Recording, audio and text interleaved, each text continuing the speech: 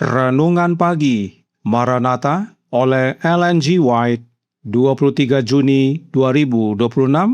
Mari kita berdoa. Bapa kami yang di sorga, Allah pencipta langit dan bumi, laut dan segala isinya, Allah yang maha besar, maha kuasa, sumber segalanya, yang kami sembah selalu melalui anak-Mu yang tunggal, Yesus Kristus. Terpujilah Yesus, anak Allah yang maha tinggi, yang adalah pencipta dan penyempurna iman kami. Pada pagi hari ini kami bersyukur boleh bangun dan berbakti, dan sebagaimana membaca dan mendengarkan nasihat firman-Mu, kiranya ini menjadi pertobatan bagi kami semua, agar tidak terlibat dalam serikat buruh dan sejenisnya. Beserta kami sepanjang perbaktian ini, kehendak-Mu yang jadi. Ampun kami akan dosa dan salah, karena kami berdoa hanya dalam nama anak Allah yang tunggal, Yesus Kristus, yang adalah Tuhan dan Juru Selamat kami. Amin. Renungan hari ini akan dibacakan oleh adik Elzira Ayorbaba. Kepada adik Elzira, kami persilahkan. Terima kasih. Selamat pagi untuk kita semua.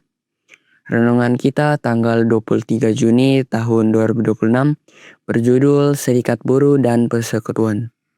Ayat inti terdapat di dalam Yakobus 5 ayat 7 yang berbunyi, "Karena itu saudara-saudara bersabarlah sampai kepada kedatangan Tuhan. Sesungguhnya petani menantikan hasil yang berharga dari tanahnya, dan ia sabar sampai telah turun hujan musim gugur dan hujan musim semi." Serikat-serikat buruh akan menjadi salah satu alat yang akan membawa ke atas bumi ini suatu masa kesusahan yang belum pernah terjadi sejak dunia dijadikan. Di semua kota besar akan ada pengikatan dalam berkas-berkas oleh persekutuan dan serikat-serikat yang terbentuk. Manusia akan memerintah manusia lain dan menuntut banyak dari mereka. Hidup mereka yang menolak untuk bergabung dengan serikat-serikat ini akan berada dalam bahaya.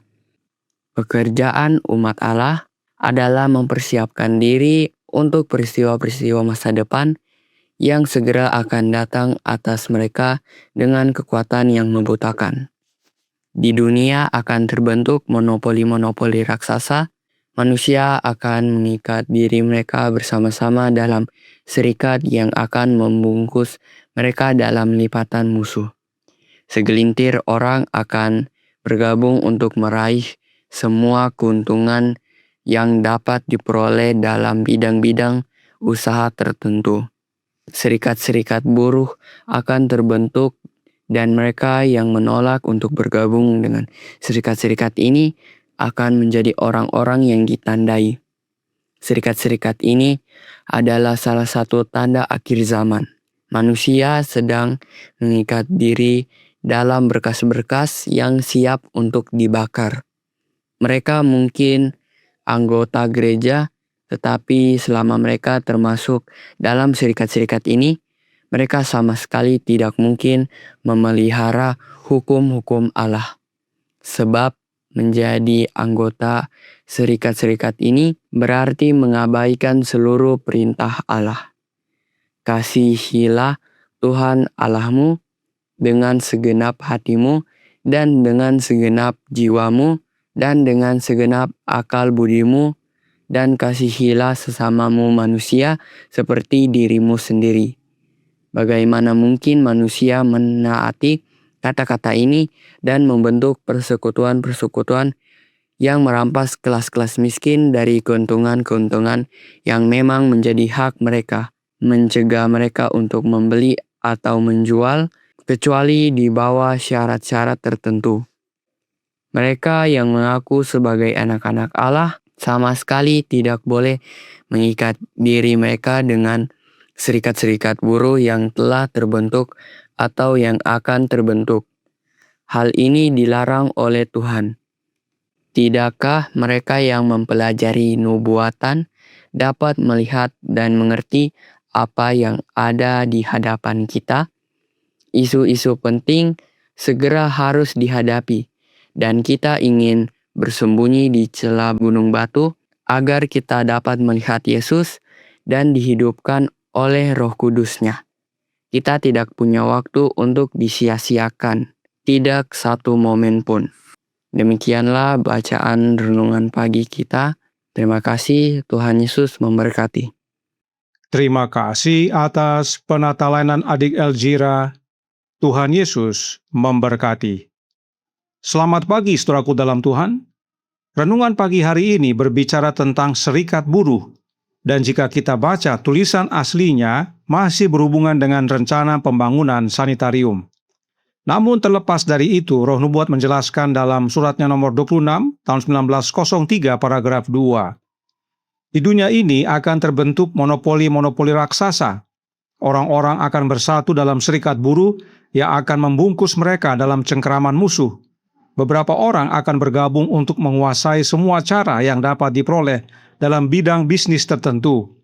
Serikat buruh akan dibentuk dan mereka yang menolak bergabung dengan serikat pekerja ini akan menjadi sasaran. Hal ini sudah terjadi dan bahkan akan lebih lagi. Kenapa? Karena masih dalam surat yang sama dikatakan dalam paragraf 4. Gerakan serikat buruh telah menunjukkan jati dirinya melalui roh yang ditunjukkannya. Gerakan ini dikendalikan oleh kuasa kejam setan. Mereka yang menolak bergabung dengan serikat buruh yang dibentuk akan merasakan kuasa ini. Prinsip-prinsip yang mengatur pembentukan serikat buruh ini tampak tidak berbahaya, tetapi orang-orang harus berjanji untuk melayani kepentingan serikat buruh ini, atau mereka mungkin harus membayar hukuman penolakan dengan nyawa mereka. Inilah sebabnya renungan pagi hari ini berkata dalam Maranatha, halaman 182 paragraf 2. Serikat-serikat buruh akan menjadi salah satu alat yang akan membawa ke atas bumi ini suatu masa kesusahan yang belum pernah terjadi sejak dunia dijadikan. Karenanya, organisasi serikat buruh adalah salah satu tanda akhir zaman. Suratnya nomor 26 tahun 1903 paragraf 5 berkata, serikat-serikat buruh ini adalah salah satu tanda hari-hari terakhir. Manusia diikat menjadi berkas-berkas yang siap untuk dibakar. Yang sedihnya adalah banyak dari umat-umat gereja Advent bergabung dalam serikat buruh dan bahkan beberapa berupaya menjadi pengurus serikat buruh. Mengapa yang tergabung dalam serikat buruh akan menjadi berkas-berkas yang siap dibakar? Karena renungan pagi hari ini berkata dalam Maranatha halaman 182 paragraf 5. Mereka mungkin anggota gereja, tetapi selama mereka termasuk dalam serikat-serikat ini, mereka sama sekali tidak mungkin memelihara hukum-hukum Allah. Sebab menjadi anggota serikat-serikat ini berarti mengabaikan seluruh perintah Allah. Mengabaikan seluruh perintah Allah sama dengan melanggar hukum Allah, sama dengan dosa, sama dengan maut. Berikut bukti pelanggarannya berdasarkan penjelasan Roh Nubuat dalam surat yang sama paragraf 6 dikatakan, kasihilah Tuhan Allahmu dengan segenap hatimu dan dengan segenap jiwamu dan dengan segenap kekuatanmu dan dengan segenap akal budimu, dan kasihilah sesamamu manusia seperti dirimu sendiri. Lukas 10 ayat 27. Kata-kata ini merangkum seluruh kewajiban manusia.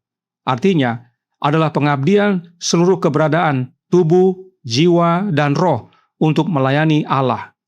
Bagaimana manusia dapat menaati kata-kata ini dan pada saat yang sama berjanji untuk mendukung hal yang merampas kebebasan bertindak sesamanya? Bahkan dikatakan dalam paragraf yang sama.